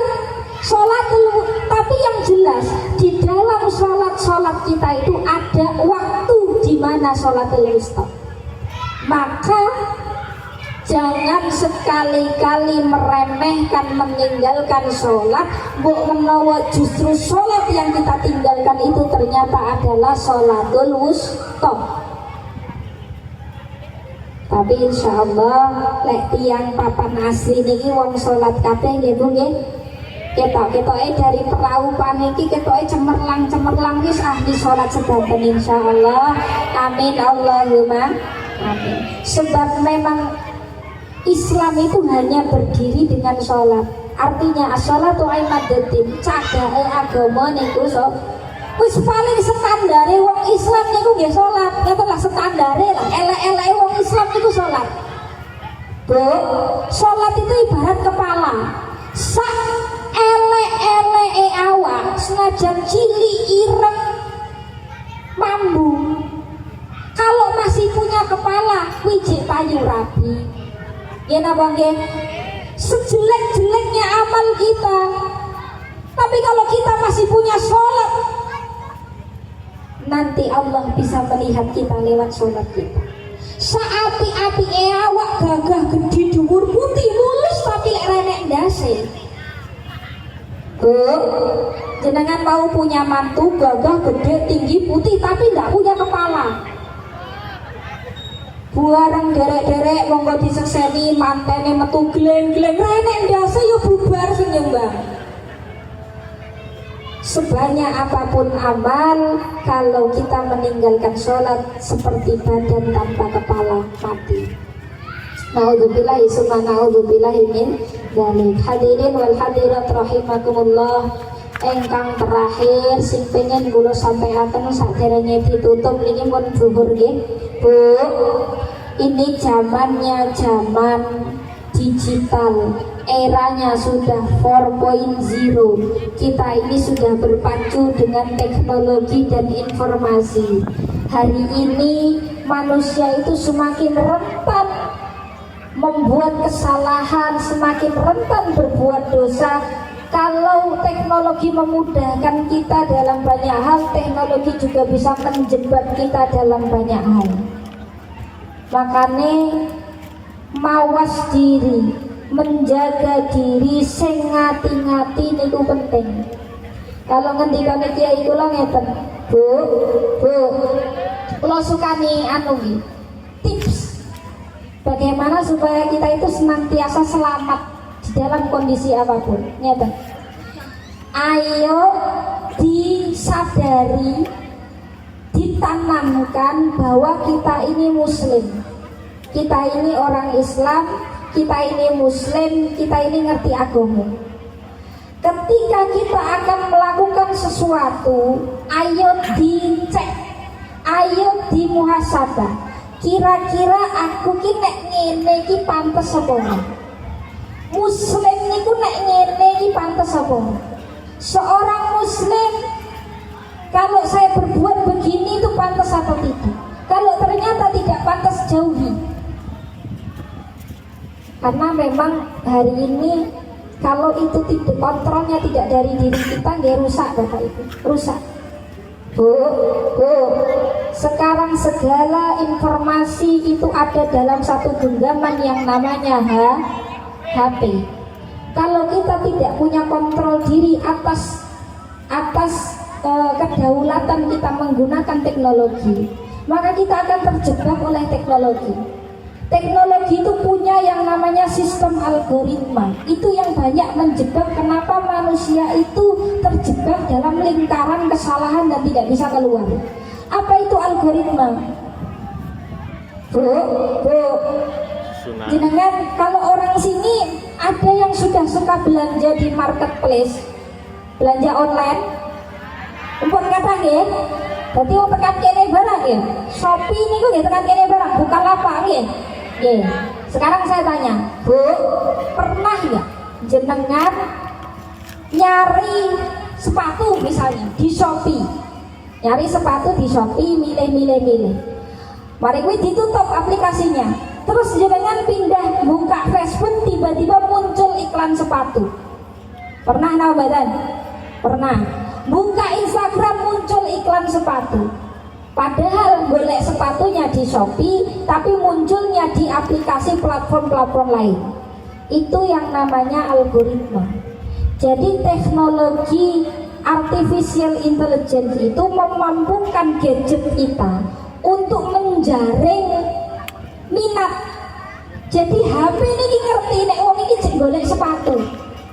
Akhirnya dia akan menawarkan berbagai macam sepatu lewat platform-platform lain. Dan ini yang terjadi juga pada anak-anak kita. Nek anakmu mbok bebas nyekel HP tanpa kontrol orang tua, sekali anak mengakses konten negatif, maka platform-platform itu akan terus-menerus menyuguhkan konten negatif. Sekali belum wong joget nang TikTok, maka yang keluar dieksplornya adalah wong joget. Ya napa nggih? Akhirnya terus gak rampung-rampung, semakin di-scroll semakin menarik, habis waktu kita di situ. Terus lali sholat, lali abang sego, lali sembarang-barang. Enten apa bareng? Wong kene, ibu-ibu ini mesti. Sekali kita, kalau yang kita akses itu konten positif, contoh, sing jenengan klik niku misalnya ceramah Gus Baha atau ngaji Gus Baha, maka nanti ngaji Gus Baha platform juga akan menawarkan kajian-kajian Gus Baha lewat platform-platform lain. Jadi sebenarnya baik tidaknya penggunaan kita pakai gadget ini adalah tergantung apa yang kita cari di situ. Sekali kita mencari hal jelek, maka mereka akan terus-menerus menawarkan hal jelek. Sekali kita mencari hal baik, dia akan terus-menerus. Kenapa saya paham? Karena saya bekerja di bidang itu. Makanya saya tinggal di Jakarta karena pekerjaan saya di bidang itu, analis Ya nggak usah saya sebutkan lah, pekerjaan saya rada rahasia. Tapi yang jelas ini perlu saya sampaikan supaya Bapak Ibu juga mengkontrol penggunaan gadget pada anak-anak di bawah umur, di bawah 17 tahun. Itu harus dipantau, Bu. Ya, karena bocah saiki walaupun ketoke gak tau metu kuwi ning kamar barang iso pacaran. Ya, Pak. Ada banyak anak yang rusak hanya karena gadget. Ada banyak rumah tangga yang rusak hanya karena gadget. Kenapa? Karena manusia tidak punya kontrol diri. Kita lah yang harusnya mengontrol gadget kita, bukan kita yang dikendalikan gadget kita. Paham? Makanya ilmu itu harus diaplikasikan di segala sisi kehidupan kita. Bu, nek kula panjenengan ngerti perkara halal haram itu juga berlaku di sini. Nek sajake iki gak pantes, yo aja diterus nih. Jangan dikira nek lewat HP kuwi dosane ora dicatet karo malaikat.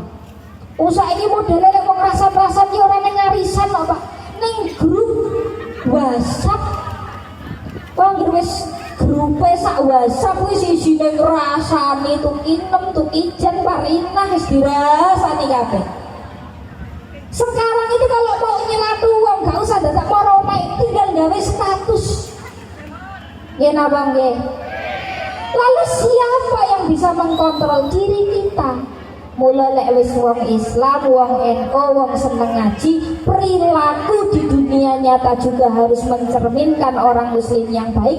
Perilaku di dunia maya juga harus mencerminkan seorang muslim yang baik.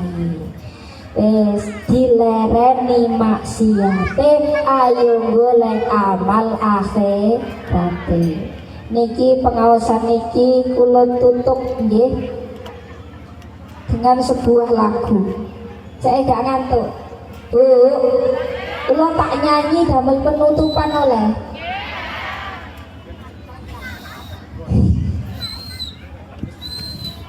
Rungkat.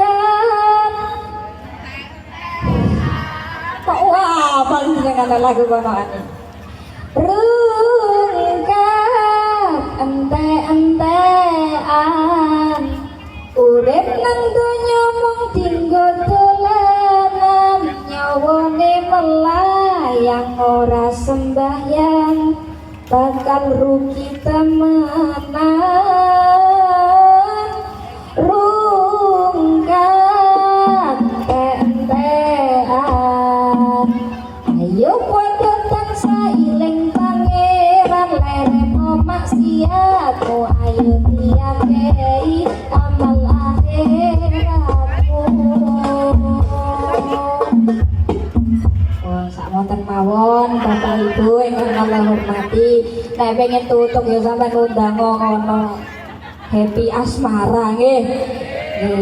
Monggo sami-sami agama ini kita ramut bareng-bareng, sing tuwa sing enom kabeh ngramut agamane Gusti Allah. Nek kula panjenengan urip ngramut agamane Gusti Allah, insyaallah uripe kula panjenengan nggih bakal diramut kali Gusti Allah. Amin Allahumma amin. Kurang lebih kula nyuwun agunge pangapunten, nenten salah kata nyuwun agunge pangapunten, mugi-mugi manfaat.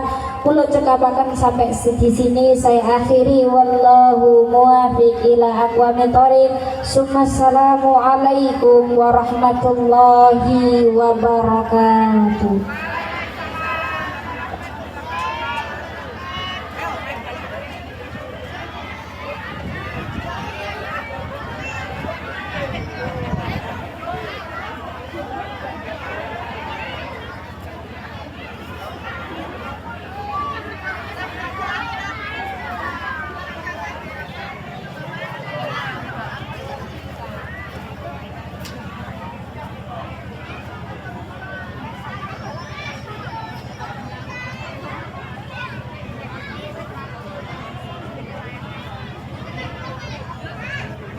Itulah tadi Moizatul Hasanah yang telah disampaikan oleh Ibu Ustazah Ainun Nikmah.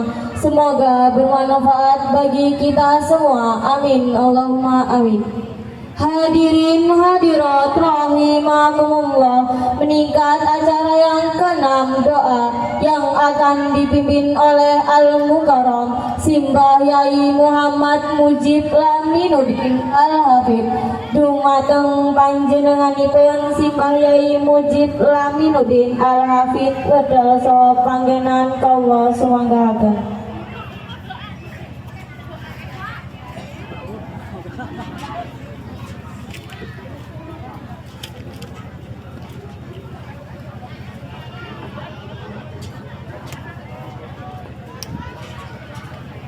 Assalamualaikum warahmatullahi wabarakatuh.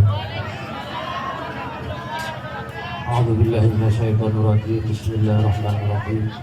Allahumma shalli ala sayyidina Muhammad wa ala ali sayyidina Muhammad. Sayyidina wal awwalin wal akhirin wa sallim radhiyallahu anhu ashabi Rasulillah ajma'in. Alhamdulillahi rabbil alamin. Wa nasyakirin rabbana 'abdan wa mazidah. Ya Rabbana lakal hamdu kama yanbaghi li wajhika wa 'azimi sultanik. Allahumma inna nas'aluka wa natawassalu bika wa jidika wa qamika. Allahumma ja'al hadhihi jam'iyah hadhil majlis al-ihsan sabilul muttaqin majlisan mubarakan majlisan marhuman majlisan mahruman waslisan wastiqomatan min yaumil hadza ila yaumil qiyamah. Waj'al talamidahum min ahli ilmi wa ahli khair wa ahli tuqa wa ahli Qur'an wa istiqamah wa la taj'al wa iyyahum min ahli syarri wal ghair. Allahumma ballighna Makkah mukarramah wa Madinah munawwarah wa hajjan mabrur wa sa'yan mashkura wa amalan maqbula wa dalban maghfura wa tijaratan tabura li wafi mujur majazan bi fadlih. Subhanaka rabbika rabbil izzati amma yasifun wa salamun mursalin walhamdulillahi rabbil alamin. Al-Fatihah.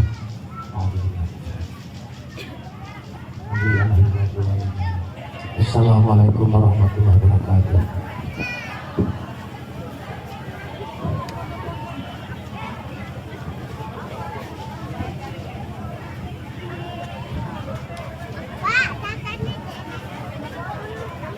Langsung Bu.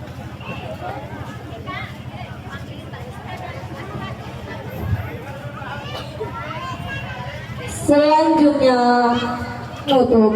Namun sebelum acara ini saya tutup, saya sebagai muqaddimatul awqat apabila terdapat kekeliruan baik tutur kata maupun perilaku, baik sengaja maupun tidak sengaja, saya mohon maaf yang sebesar-besarnya. Kepada Allah saya mohon ampun. Ihdinas siratal mustaqim wallahu muwaffiq ila aqwamit thoriq.